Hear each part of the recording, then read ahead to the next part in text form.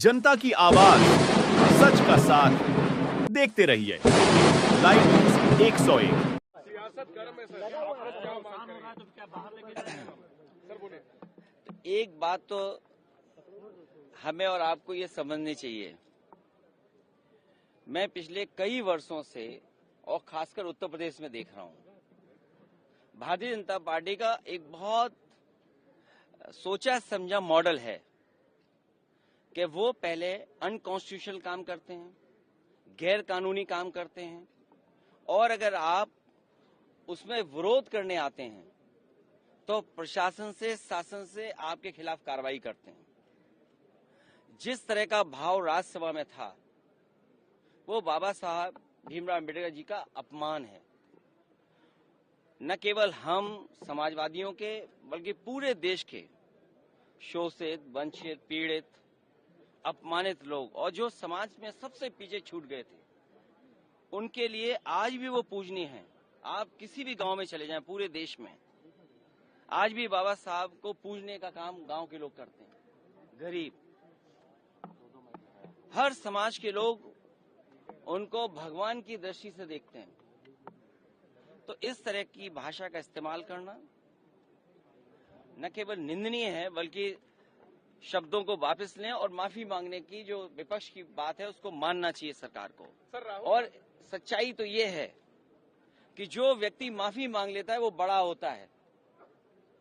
माफी मांगने वाला व्यक्ति हमेशा बड़ा होता है। ये जो कलयुग आया हुआ है, हालांकि वो मैं नहीं कह सकता हूं कहां से शुरुआत हुई थी, लेकिन भगवान श्री राम ने के अलावा जो हमारे भगवान हैं, भगवान श्री कृष्ण ने जब अपने प्राण छोड़े तब कलयुग शुरू हुआ। आखिरी शब्द भी यही थे जब उनको तीर लगा कि डेस्टिनी थी, ये माफ कहना चाहिए, भूल जाना चाहिए इस चीज को।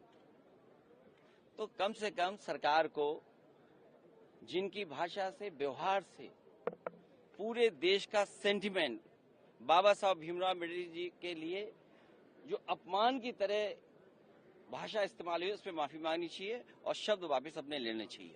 राहुल गांधी पर एफआईआर हुई है सर, देखिए, ये हालांकि मेरी स्पीकर साहब से बात नहीं हुई और दूसरे पॉलिटिकल लीडर से बात नहीं हुई, लेकिन ये लोकसभा का परिसर है। इसमें सबसे ज्यादा सुप्रीम अगर कोई है तो स्पीकर साहब हैं। अब सोचिए आप, बीजेपी के लोग तो स्पीकर के साहब के ऊपर भी चले गए।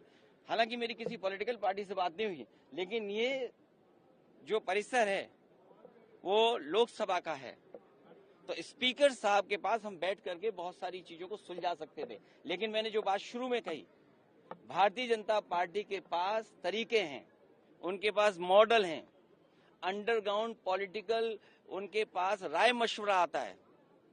वो कब ध्यान हटा दें, और पहले तो खुद अनकॉन्स्टिट्यूशनल काम करते हैं, पहले खुद गैरकानूनी काम करते हैं, और फिर शासन प्रशासन से ऐसा कुछ करते हैं जिससे कि दूसरे पर आरोप लग जाएं। और मैं तो फरक्काबाद के सांसद जी को देख रहा था, वो सर्टिफिकेट वाले सांसद हैं।